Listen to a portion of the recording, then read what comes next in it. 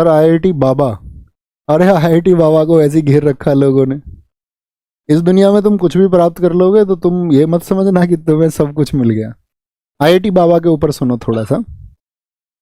अच्छा, आईआईटी बाबा आपकी नज़र में अच्छे हैं या खराब हैं, आप बताओ।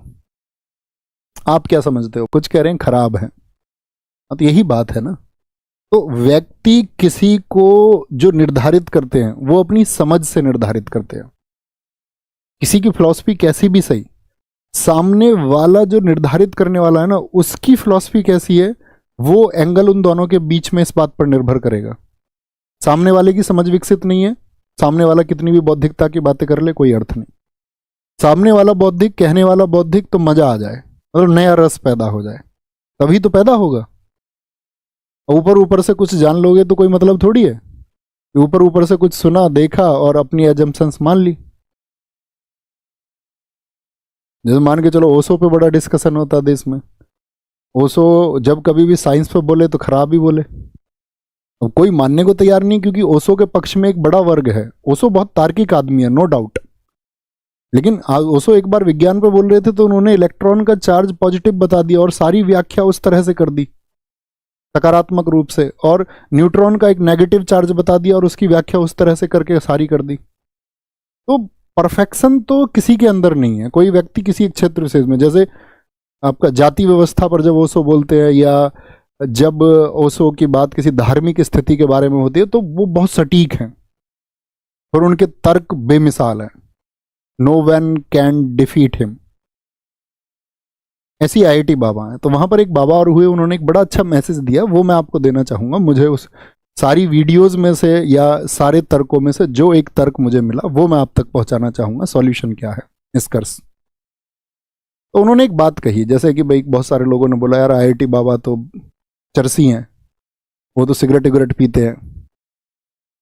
ये भी सही बात है भाई, जो लोग नशे की प्रवृत्ति के लोग नहीं हैं, क्योंकि सीधी सी बात है कि जो सही व्यक्ति होंगे वो नशे की प्रवृत्ति के खिलाफ होंगे, वो अच्छी बात है।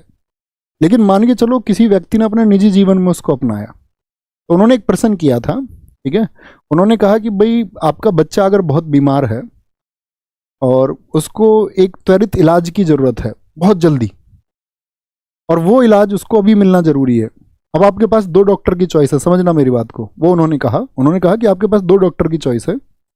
एक चॉइस तो ये है कि एक डॉक्टर ऐसा है जो शराब पीता है और सिगरेट भी पीता है, लेकिन उसका जो सर्जरी का सक्सेस रेट है वो 100% है, यानी 100% इलाज करेगा और ठीक करेगा। वहीं पे एक व्यक्ति बहुत ऐसी अच्छा धार्मिक प्रवृत्ति का है और मान के चलो कुछ भी वो उस तरह की चीज़ें जो नेगेटिव है, नशा या कुछ भी, वेज नॉन वेज XYZ जो अभी आप कंपैरिजन करें, वो सबका सेवन नहीं करता है और उसका जो सक्सेस रेट है वो है 30%, यानी 100 में से 30 इलाज उसके सफल होते हैं, 70 में वो विफल हो जाता है। आप अपने बच्चे को किसके पास लेके जाएंगे, ये मुझे बताएं।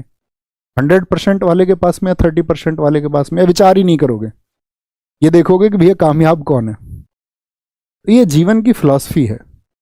कोई भी व्यक्ति अपने जीवन में क्या कर रहा है आप उस पर टिप्पणी मत करो, वो उसका निजी जीवन है।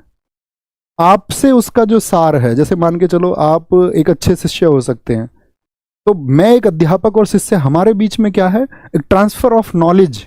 वो कैसी है, हमें इस बात से मतलब होना चाहिए, हमें किसी की निजी जिंदगी में नहीं जाना चाहिए, वो उसका निजी जीवन है। बात समझ पा रहे हैं मैं क्या बोल रहा हूँ? बहुत सारे लोगों ने कहा कि हम 100% वाले के पास जाएंगे, बहुत शाबाश है।